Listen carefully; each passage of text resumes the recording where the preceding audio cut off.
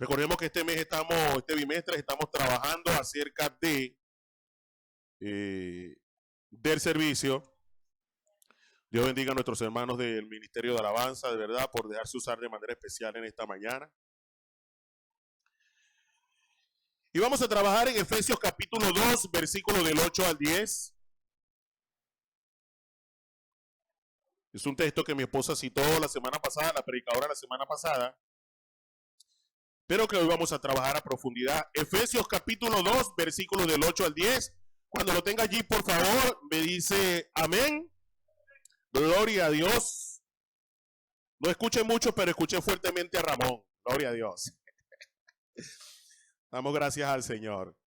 Bueno, vamos a leer la palabra de Dios en el nombre del Padre, del Hijo y en presencia del Espíritu Santo en este lugar. Amén. Porque por gracia sois salvos por medio de la fe. Y esto no de vosotros, pues es don de Dios.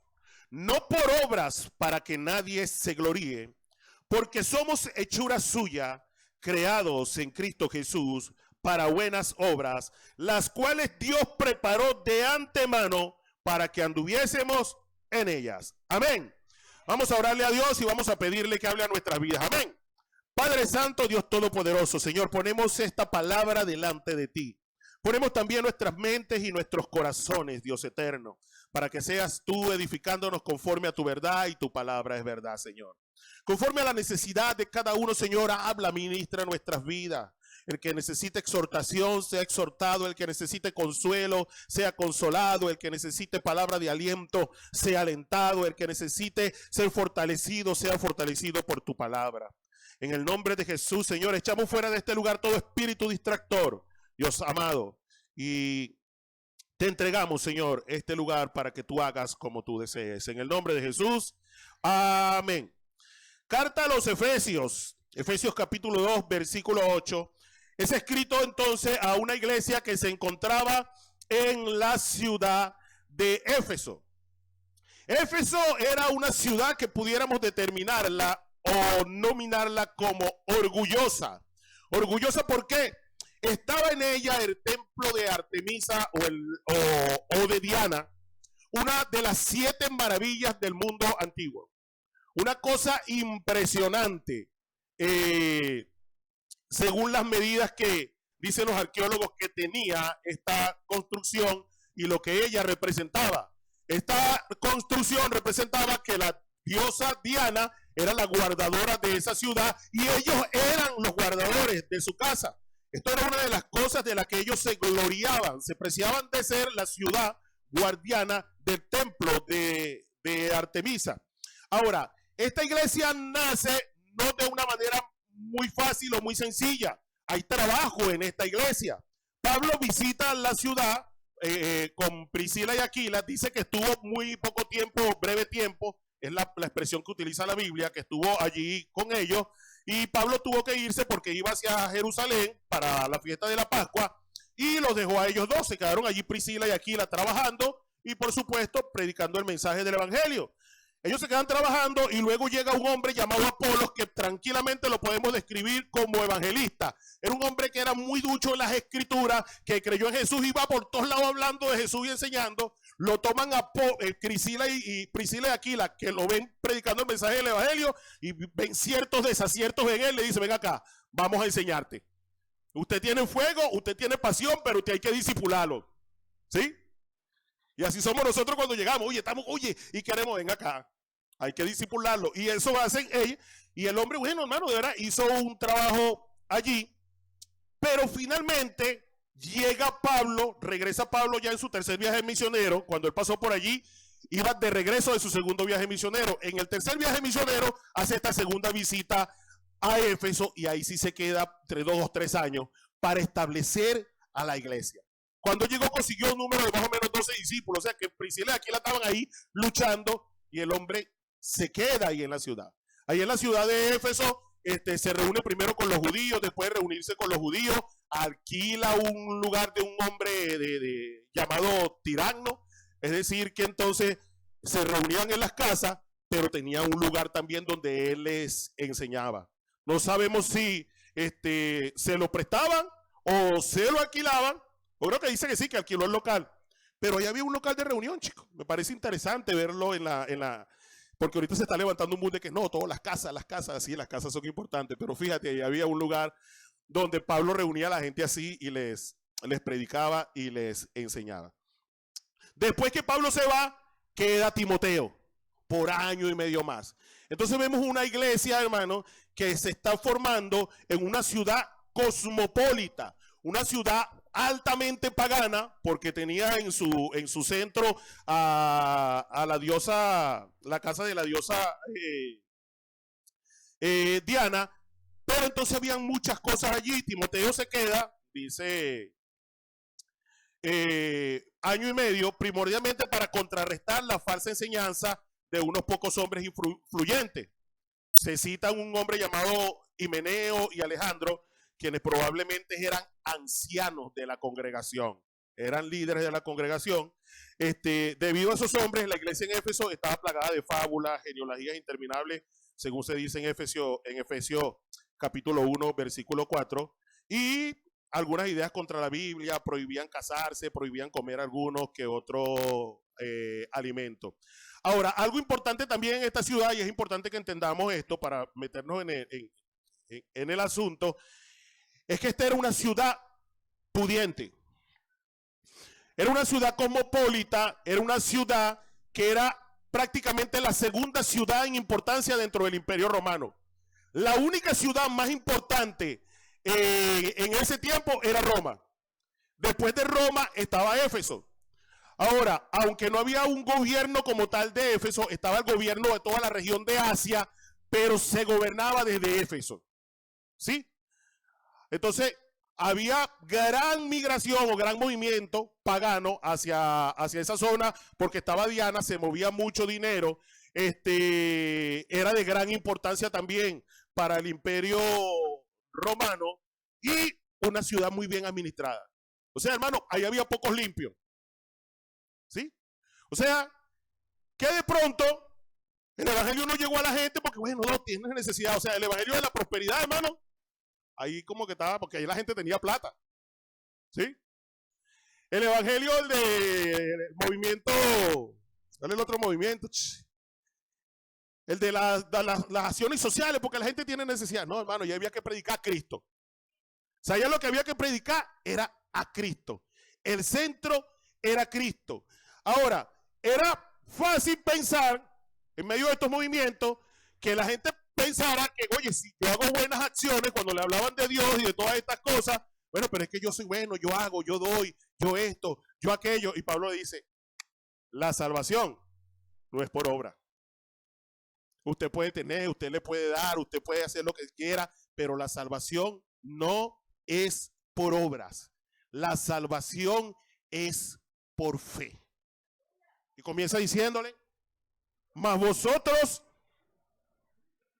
sois salvos por gracia, por medio de la fe en Cristo Jesús. Ahora, empecemos a describir esto. ¿Qué es el salvo? Sí, porque usted está aquí, usted tiene 20 años en el evangelio, pero que está al lado yo, o le está escuchando y oye, ¿qué es el salvo? Para saber qué es el salvo es necesario que nosotros definamos cuál es la condición del hombre sin Cristo. Ok, Dios crea al hombre a su imagen y semejanza. Varón y hembra los creó. Y los creó con una intención, señorear sobre todas las cosas. Creó al hombre para señorear sobre los peces del mar, sobre las aves de los cielos, sobre las bestias, sobre toda la tierra. Hizo toda planta con fruto, con semilla, para comer, para sostenimiento del hombre. Todo lo que el hombre necesitaba, Dios lo hizo y se lo puso para que Él lo señoreara, para que Él sojuzgara la tierra, para que Él gobernara la tierra. Así creó Dios al hombre, con autoridad para gobernar sobre toda la tierra. Ahora bien, ahí hay una cereza sobre el pastel. Se me salió oriental, que no soy oriental. Una cereza sobre el pastel. Y la cereza sobre el pastel era la presencia de Dios acompañándole de manera perenne.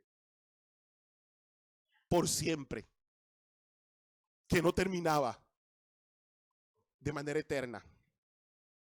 Esa era la cereza del pastel, que Dios estuviera ahí con ellos. Dice la palabra del Señor, lo podemos leer en Génesis capítulo 3, versículos 8 y 9. Y oyeron la voz de Jehová, esto es Adán y Eva. Oyeron la voz de Jehová Dios que se paseaba en el huerto al aire del día. Y el hombre y su mujer se escondieron de la presencia de Dios entre los árboles del huerto. Mas Jehová Dios llamó al hombre y le dijo, ¿dónde estás tú? Imagínate esto, chico. Que tú te vayas paseando por ahí por Charallave, por la avenida Bolívar, y de pronto vaya Dios caminando de, hola Carlos, ¿cómo estás? Enrique, oye, qué bueno verte. Hermana Ana Cecilia, cónchale. Pasé por aquí, wow. Pasé por aquí nada más para verte. ¿Ah? Eso es lo que pasaba. Dios se acercó para ver cómo estaban. Pero resulta que habían violentado la única condición que Dios le había dado. Para disfrutar de todo esto, Dios le había dado una única condición. Génesis capítulo 2, versículos 16 y 17. Y mandó Jehová Dios al hombre diciendo, de todo árbol del huerto podrás comer, pero del árbol de la ciencia del bien y del mal no comerás, porque el día que de él comieres, ciertamente morirás. A partir de ese hombre, de ese momento en que desobedeciera, moría espiritualmente. Comenzaba su decadencia. Y el hombre desobedece. El hombre peca. El hombre que había sido creado para señorear todo, que Dios había preparado todo para él, desobedece a Dios. Y el hombre es expulsado de la presencia de Dios por causa de su pecado. Queda afuera. Se cerró la puerta y quedaste del lado de afuera. La condición del hombre viene a ser entonces de separado de Dios. Mi condición durante 33 años, que fue cuando acepté a Jesús, fue de separado de la presencia de Dios, sin posibilidad de acercarme. Y es duro, porque vamos, rezamos y hacemos una cosa y hacemos la otra. Pero Juan 9, versículo 31, si no me equivoco, 31, 32, dice, y sabemos que Dios no oye a los pecadores. Pero si alguien es temeroso de Dios y hace su voluntad, a ese oye. Separados, hermano. La condición del hombre era separado, apartado, destituido de su presencia, sin acceso. La puerta está cerrada.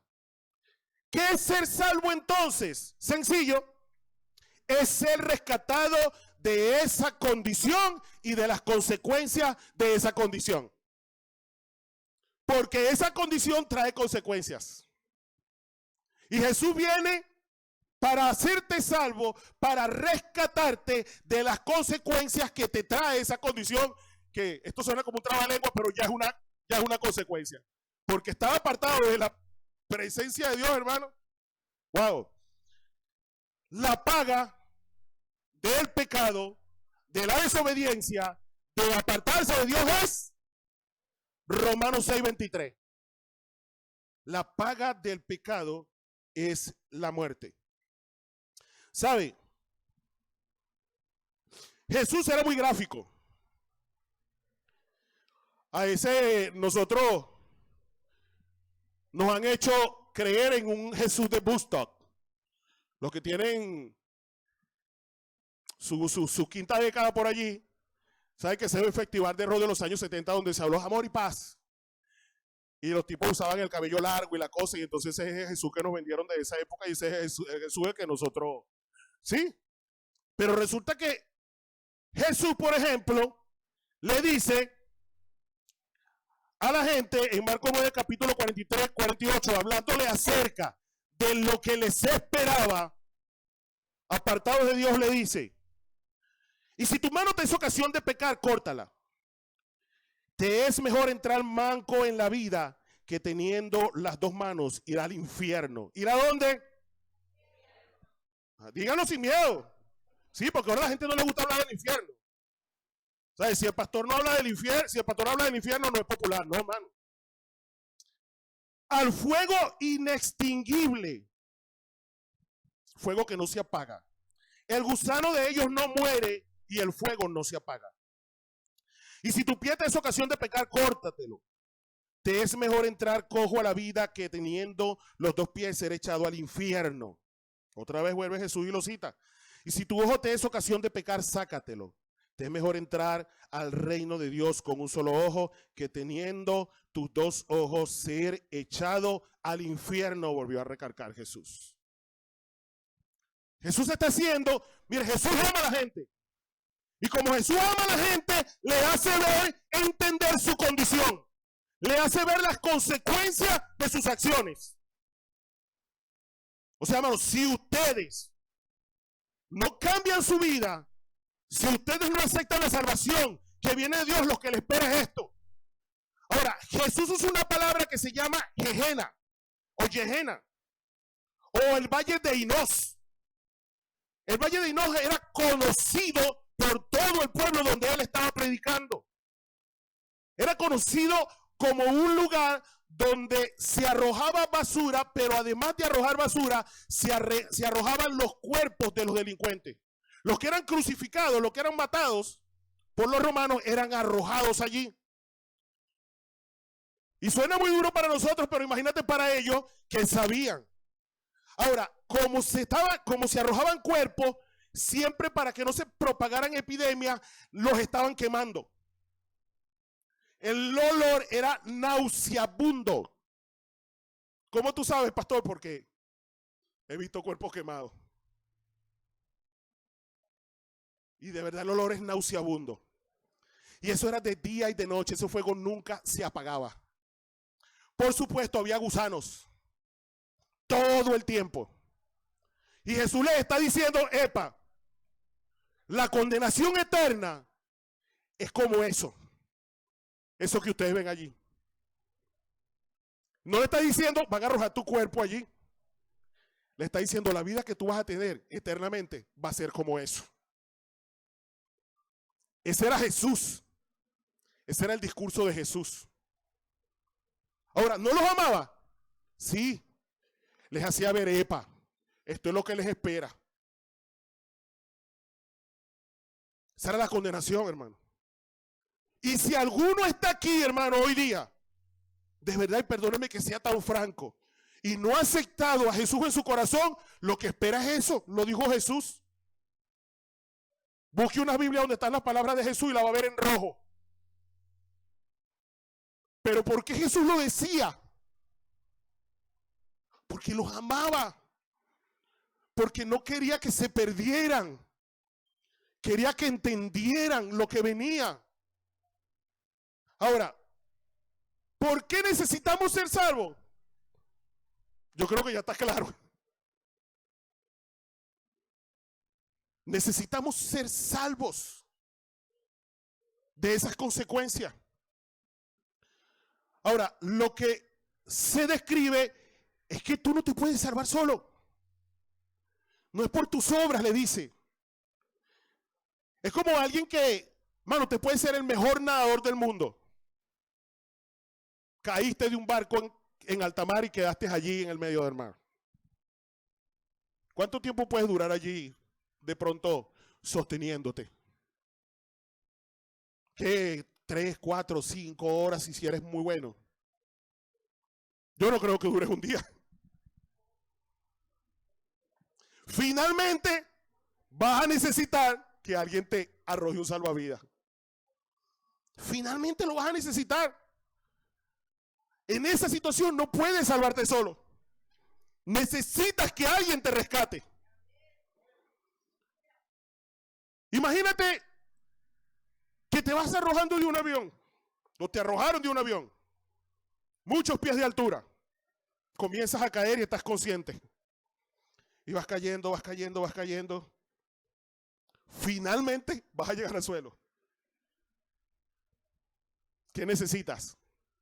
Un salvavidas. Abrirlo y aterrizar sano. Jesús es el salvavidas. Jesús es el paracaídas que nosotros necesitamos, porque todos nosotros estamos en esa condición. Tarde o temprano, hermano, nos espera un destino como ese. Ahora, usted aceptó a Jesús, ya usted agarró ese salvavidas. Entonces, den un aplauso al Señor por eso. Gloria al Señor. Pero ore por el que no lo tiene. ¿Qué hace Dios? Porque fíjense algo, ¿no? Pablo les dice, déjame irme nuevamente al texto aquí.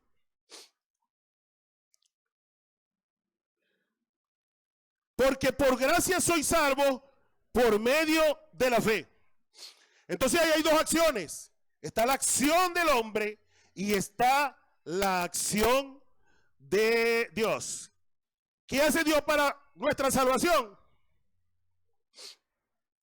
Lo que ni usted ni yo haríamos. Entregar a su hijo. A veces nos hacemos like en esto, ¿vale? Vemos esta acción de Dios como una historia y no entendemos el tamaño de lo que hizo Dios por nosotros. Entregar a su hijo a padecer por los pecados al punto de dejarlo solo en la cruz. Padre, ¿por qué me has abandonado? Un hombre sin pecado que estaba en total comunión con el Padre. Hay un momento en el que no siente la presencia del Padre. Cuando estaba cargando tu pecado y el mío. Y el de toda la humanidad. Eso hace Dios. Entrega a su hijo para que se burlen de él. Para que lo escupan. Para que lo azoten. Y finalmente muera en la cruz. Yo creo que esto es una de las cosas en las que nosotros debemos ejercitarnos en pensar cada vez más. En el tamaño del sacrificio de Jesús para que nosotros estemos aquí hoy con seguridad de salvación. Además de eso nos entregó su Espíritu Santo para ayudarnos. Para usarnos. Dios hace una gran parte que es entregar a su hijo. Ahora, eso no es porque nosotros lo merezcamos o hayamos hecho nada.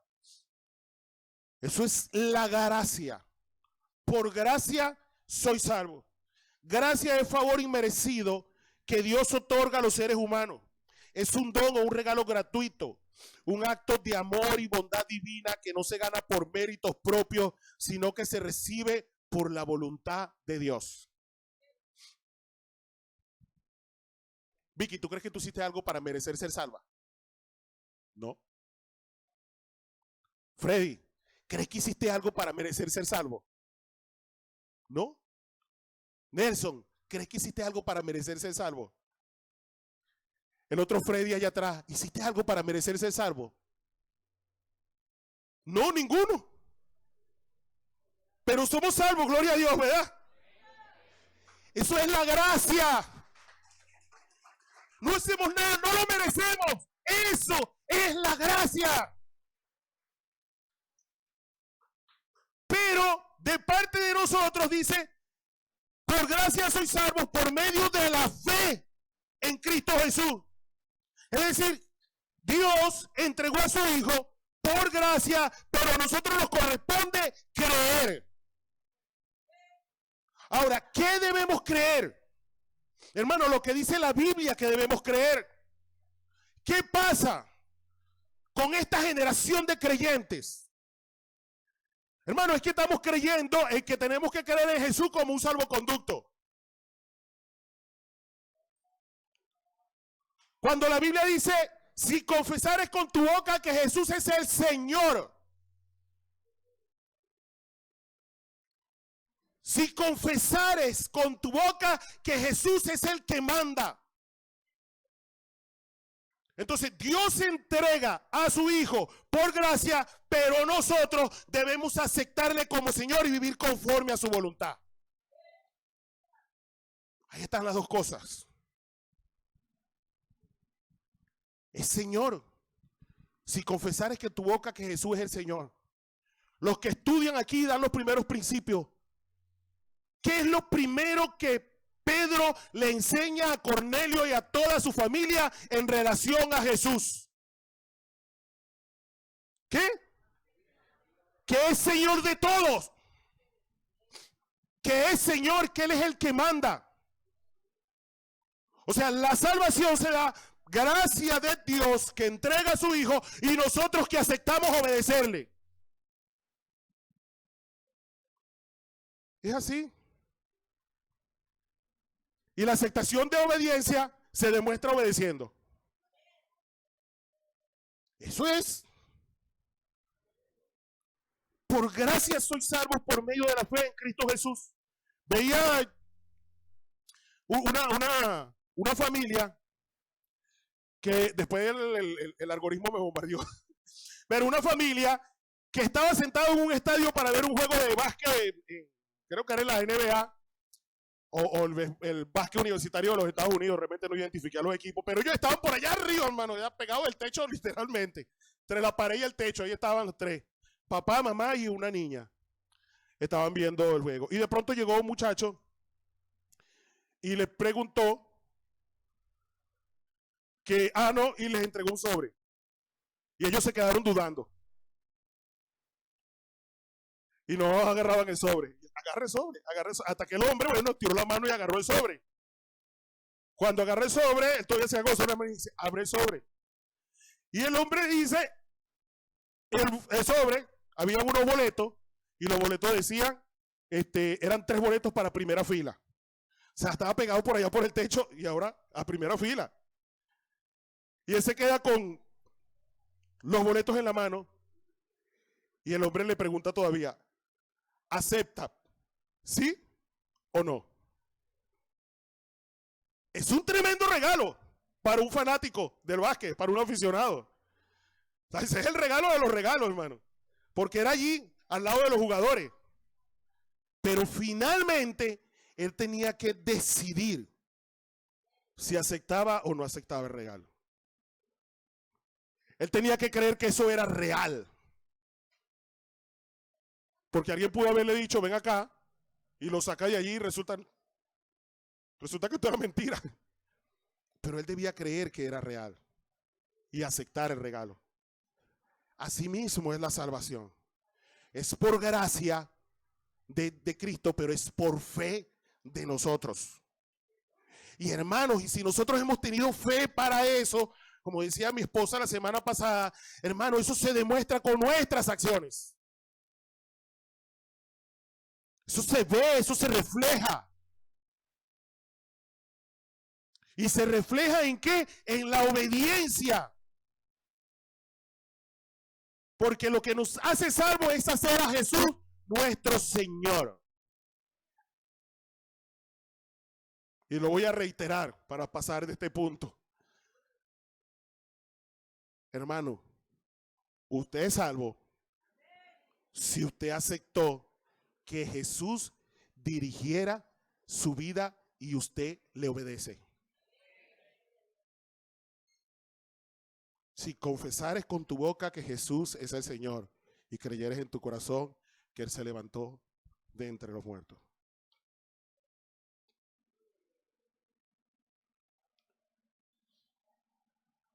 Muy bien. Le dice entonces, déjame buscarlo aquí,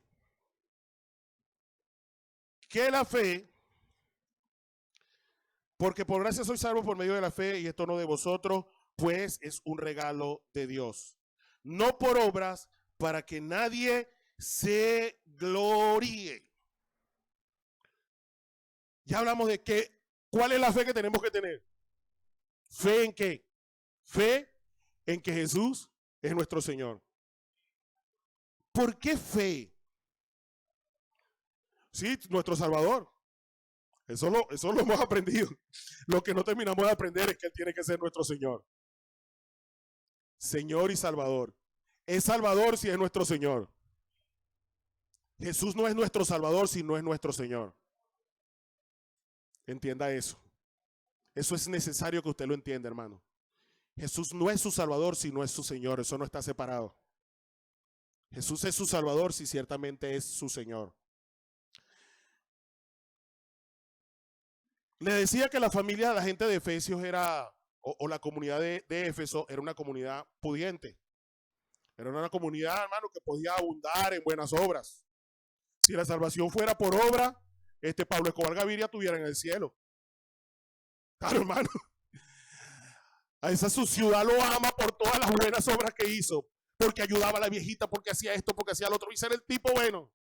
Lo aman. Todavía después de años de muerto lo quieren. Pero hermano, yo estoy seguro que allá arriba no me lo voy a encontrar. No sé si entiende esto. Entonces, hermano, no es por obras, es por fe. Conocemos el mismo caso de Cornelio. Cornelio el centurión. Hechos capítulo 1, versículo 2. Ponlo allí, Cristian, rápidamente allí, hermano. Hechos capítulo 10, versículo 1, versículo 2. Y vamos a leer este hombre. Mire la característica de este hombre. Yo sé que muchos lo conocen, pero para el que no lo conoce, aprenda un poquito de Cornelio. Era piadoso y temeroso de Dios con toda su casa. Y que hacía muchas limosnas al pueblo y oraba a Dios siempre. Ajá, el 1. Ajá. Había en Cesarea un hombre llamado Cornelio, centurión de la compañía llamada la italiana. Era un hombre que tenía poder, era un militar, poder, tenía autoridad, económicamente estaba bien, pero además de eso era piadoso, era respetuoso de las cosas de Dios, era temeroso de Dios con toda su casa, o sea, guiaba a su familia para que, oye, la viejita necesitaba y él le daba, lo ayudaba. El tipo era más bueno que el pan con café con leche. Tipo, y además de eso oraba a Dios siempre. Pero eso lo hizo salvo. Eso no lo hizo salvo. Dios, Jesús, envió a Pedro. Oye, este hombre es más bueno que el pan, pero esto no lo salva.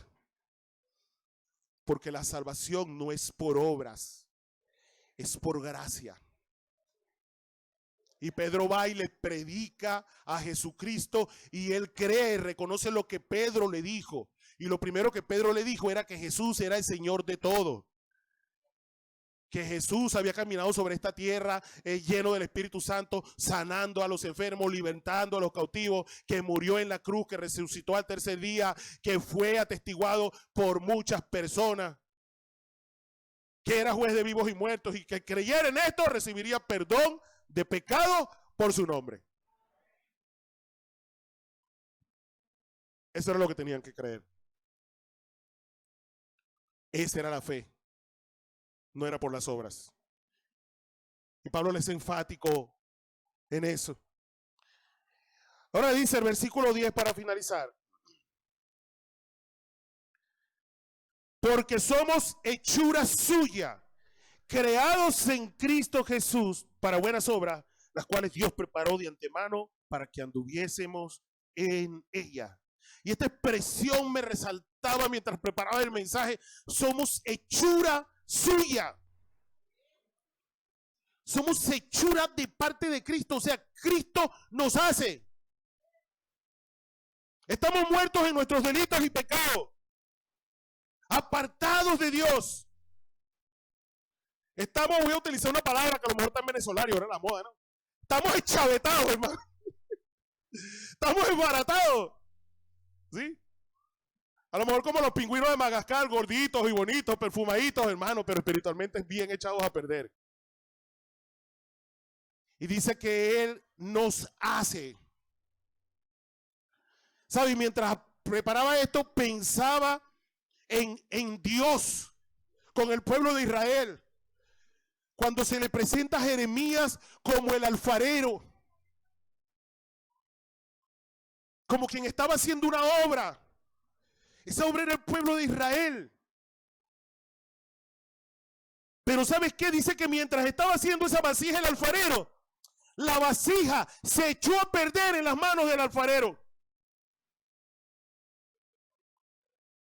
El alfarero la tenía en sus manos. Y el alfarero está diciendo, el profeta, oye, que es Dios. El alfarero es Dios. Y tenía a su pueblo en su mano y se le echó a perder. Se le echó a perder. ¿Sabes? Y así puede pasar a nosotros. A cualquiera de los que estamos aquí. Estamos en las manos del alfarero y nos echamos a perder. ¿Sabes qué hacía el alfarero? Agarraba otra vez a revolver esa masa. Y volvía a hacerla de nuevo. Siempre pienso esto, imagínense que uno es esa masa.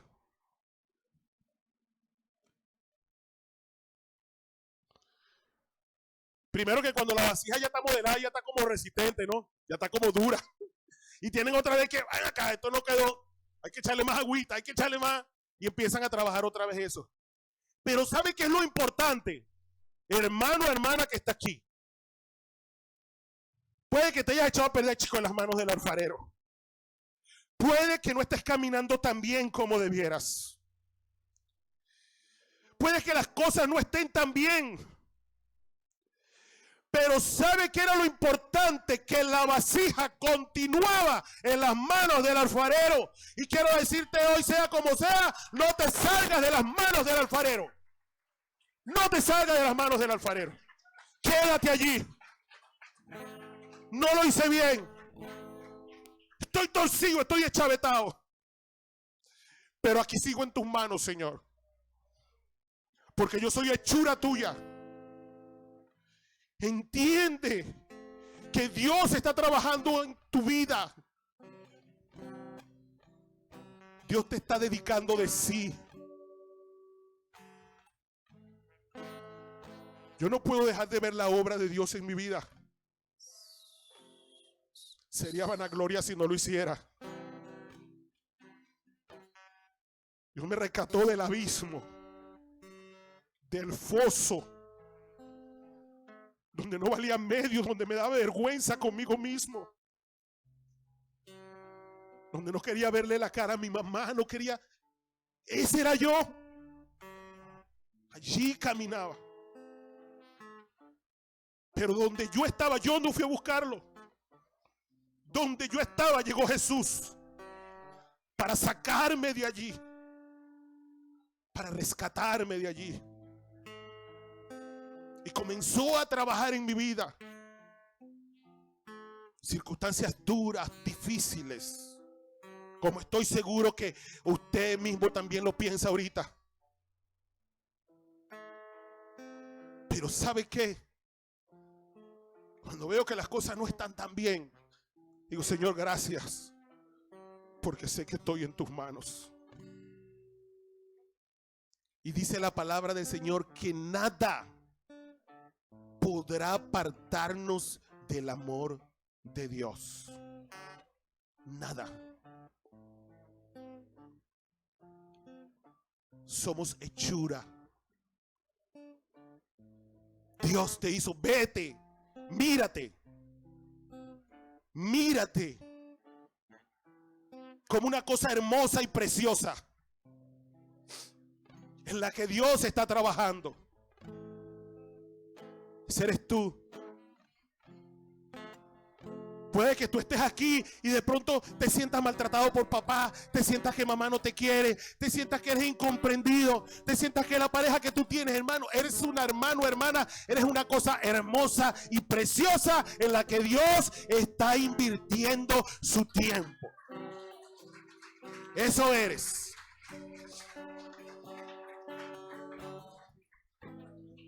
Ahora, el apóstol Pablo le dice a Éfeso, ¿para qué? Dios les hizo de nuevo en Cristo Jesús. Y es algo que muchas veces dejamos de lado. Somos hechura de Dios en Cristo Jesús para buenas obras, las cuales Él preparó de antemano para que anduviésemos en ellas. Somos hechos en Cristo Jesús, nuevas criaturas. ¿Para qué entonces? ¿Para qué? Oye, hay nada más dos que lo entendieron. ¿Para qué? Ah, ya somos más. ¿Para qué? Oye, ya casi todo. ¿Para qué? Para buenas obras. Nos hizo de nuevo para buenas obras.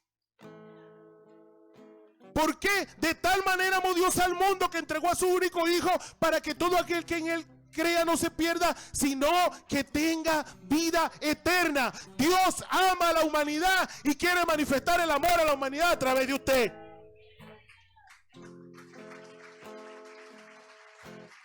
Dios quiere manifestar su amor a través de usted. Porque cuando usted como hijo de Dios hace una buena obra, por más que usted quiera, por más grandote que usted sea, la gente sabe que no eres tú. La gente sabe que es por causa. La gente dice, ay, que este es evangélico. Ay, es que ese es cristiano. La gente sabe que es por causa de Cristo. La gente entiende que el que tiene a Cristo en su corazón es diferente. La gente empieza a anhelar eso, a querer eso. Y finaliza diciendo que estas buenas obras Dios las preparó de antemano. Tamara no lo sabía, pero cuando ella nació ya tenía sus obras por ahí, tenía su paquete por ahí. Vas a llegar a Cristo y cuando llega aquí está tu paquete, este es el tuyo. ¿Sí? Iri, este es el tuyo. Cuando vaya la gente por allí por tu casa, cuando vayan los hermanos, usted los siente y los pone gorditos. Ay, esa es una de las más buenas obras de Iri, ¿viste? Sí, hermano. Tenemos nuestro paquete allí. Pero fíjense algo, esa palabra anduviesen es peripateo. Es caminar en o alrededor. Es, hermano, es como esas buenas obras están preparadas no para que tú hagas buenas obras ocasionalmente. Es que vivas, literalmente vivas haciendo buenas obras. Dice, ustedes son salvos en Cristo Jesús para que de ahora en adelante su vida sea haciendo buenas obras. ¿Sabe cuál es el objetivo de eso? Que papá, quien te rescató, sea glorificado. Ponte de pie, iglesia, por favor.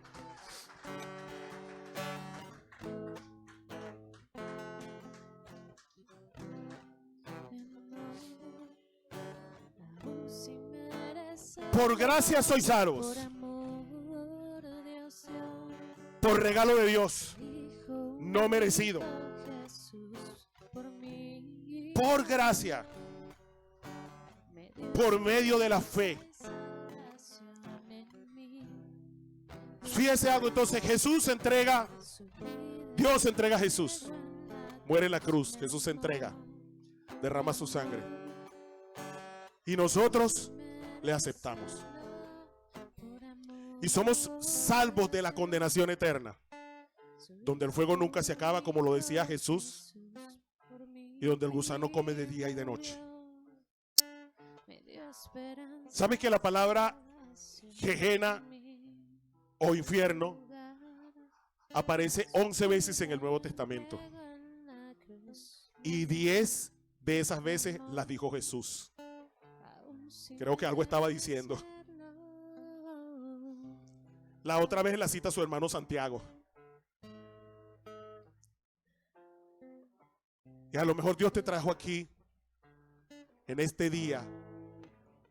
Si todavía no has aceptado a Jesús, para que recibas esa salvación por gracia. Dios hoy quiere ser tu salvavidas. Y que puedas restituir la comunión con Él. Que cuando ya este tabernáculo, este cuerpo quede aquí,